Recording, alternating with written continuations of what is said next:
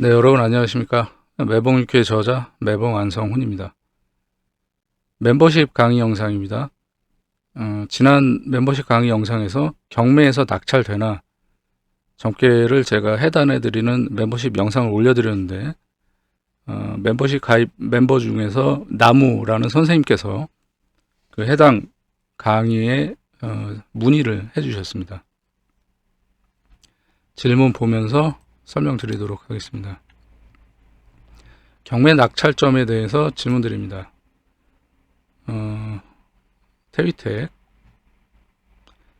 변지택님께 응효는 사유축 삼합을 짜고 세효는 해묘 및 삼합국을 짜지 못하는 것은 오효 유금 때문인가요? 이거는 아주 간단합니다. 자, 응효는 축토를 갖고 있어요. 자, 유금이 동했죠. 그리고 태세에 사화가 있습니다. 그래서 이렇게 삼합을 짤 수 있는 구성 요건이 되는 거예요. 만약에 선생님께서 이 초효에 있는 사화를 가지고 사유축 삼합을 생각을 하셨다면 그건 잘못된 겁니다. 네. 왕지는 반드시 동하거나 해당 용신에 임해 있는 상태여야 하고, 혹은 뭐 암동이라든지 움직임이 있어야 되고요. 그리고 생지나 묘지, 생지나 묘지 같은 경우는 반드시 하나가 동에 있어야 됩니다. 아니면 태세나 월과 일에 임해 있어야 됩니다. 근데 이 응효의 임한 글자가 묘지가 되기 때문에 이 생지 같은 경우는 초효에 있는 사화, 생지 같은 경우는 반드시 암동이나 혹은 동요였어야 돼요. 그렇지가 않기 때문에 이 사화는 삼합의 구성 요건에 껴주지를 못하는 거고요. 그래서 3효의 축토, 5효의 동안 유금, 그리고 태세의 사화, 이렇게 삼합의 구성 요건이 되는 겁니다. 아시겠죠? 그 다음에 세효. 세효는 해묘 및 목구. 월지에 묘목이 있기 때문에 이제 해묘 및 목국을 짤 수가 있는 거예요. 자, 그런데 여기서 문제가 뭡니까? 삼합국을, 해묘 및 삼합국을 짜지 못하는 이유, 오효, 동효, 유금 때문인가요? 아닙니다. 예. 이 해수가 사화, 태세로부터 충을 당했기 때문에 그렇습니다. 예. 그래서 이 해수는 월과 일로부터 생조받는 게 없죠. 없으면서 태세로부터 이렇게 사해충을 당했기 때문에, 그래서 얘는 사라지고 없는 거예요. 예. 그래서 해묘 및 삼합을 짜지 못하는 겁니다. 유금이 동해가지고 해수를 화출했는데 얘도 마찬가지입니다. 예, 충을 당했기 때문에. 그래서 해묘 및 삼합을 짜지 못하는 겁니다. 이 선생님께서 지금 해묘 및 목국을 짜도 사유축 금국으로 인해서 금극목을 당하니까 움직이지 못할 것 같습니다. 이렇게 말씀을 하셨어요. 예, 맞습니다. 그런데 이 오효, 동효의 유금 때문인지요? 이거하고는 다른 문제예요. 네. 왜 다르냐면 이 부분은 이 유금이 월치에 묘충을 당합니다. 그렇기 때문에 해묘 및 목국을 짜지 못하는 이유가 오효, 동효, 유금 때문이 아니라 사해충을 당했기 때문에, 그래서 해묘 및 목국을 짜지 못하는 것이다. 아시겠죠? 그리고 제가 그동안에 공개 영상, 전체 공개 영상에서 아주 여러 번 말씀드린 바가 있어요. 저는 인묘진월 중에 점친 사안에 대해서는 태세를 무조건 참고한다라고 여러 번 말씀드린 바가 있습니다. 예. 지난 영상들 처음부터 천천히 이렇게 공부하시면서 한번 살펴보시기 바랍니다. 제가 멤버십 강의 듣는 여러분들, 그리고 유료 강의 들으시는 분들한테도 뭐 이런 말씀을 많이 드렸습니다만, 전체 공개 영상도 제가 해단의 기법들을 거의 다 공개를 한 겁니다, 여러분. 근데 이거를 영상을 여러분들이 제 영상을 보면서 공부를 하실 때 자꾸 그 해단에만 결과값에 대한 그 부분만 공부하시기 위해서 스킵을 하시면서 들으시면 안 돼요. 그 해단의 과정을 처음부터 들으셔야 됩니다. 그리고 제가 이렇게 옆에다가 질문을 이렇게 써놓고 이야기를 하지 않습니까? 이 질문을 여러분들이 이렇게 천천히 다 보시면서 제 이야기를 따라오면서 공부를 하셔야 돼요. 그 사이사이에 제가 이야기하는 것들이 굉장히 많습니다. 그러니까 너무 이 점괘 해단의 결과에만 초점을 맞춰서 공부를 하지 마시고 천천히, 좀 여러분들 시간이 좀 걸리더라도, 결국에는 시간이 걸리더라도 여러분 재산이 되는 건데 스킵을 하지 마시고 천천히 들어보시면서 공부를 하시기 바라겠습니다. 그리고 제가 가장 중요하게 생각하는 것은 음양오행 생극재화입니다. 제가 영상을 제작해서 올려드린 바가 있으니까 음양오행 생극재화에 대한 영상도 자주 시청하시면서 공부하시기 바랍니다. 자, 두 번째, 산천대축 변 삼풍곡괴,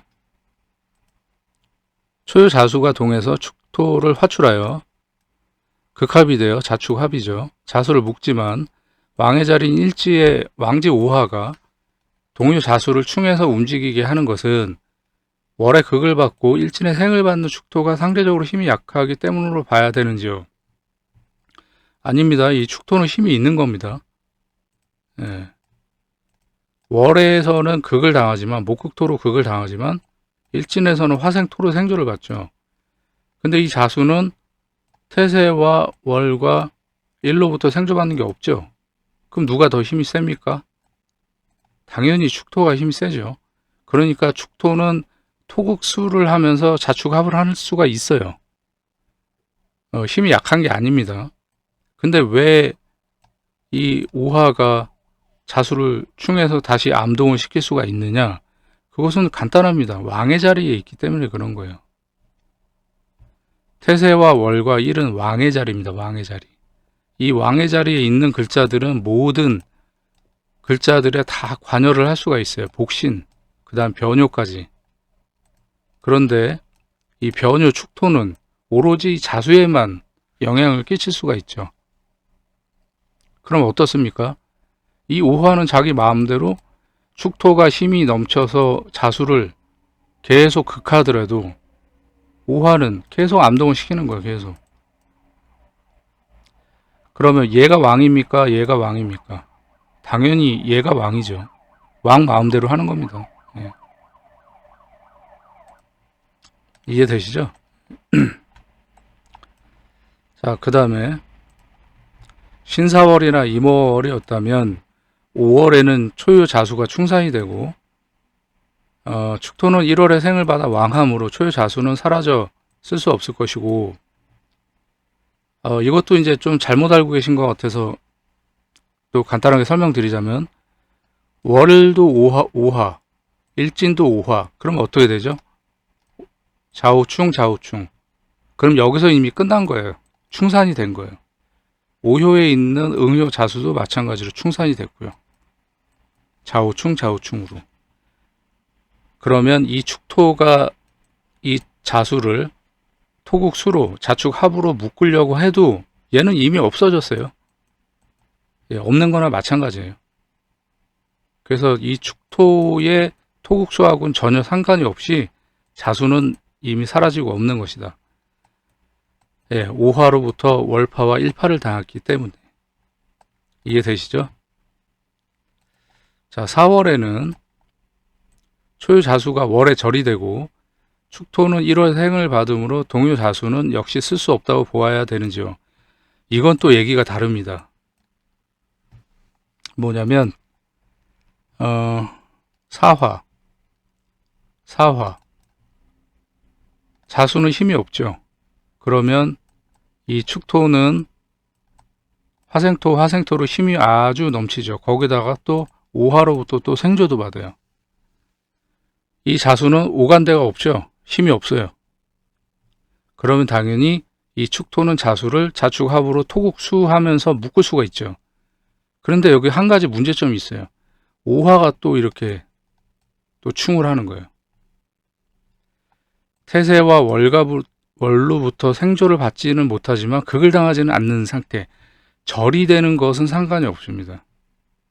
네, 저는 절이 되는 것은 따지질 않아요. 점괘에서, 육효점에서. 이거는 저의 해단의 좀 특징입니다. 절이 되는 부분은 신경을 안 쓰는데 중요한 것은 충산이 되지 않았기 때문에 암동을 시키는 거예요.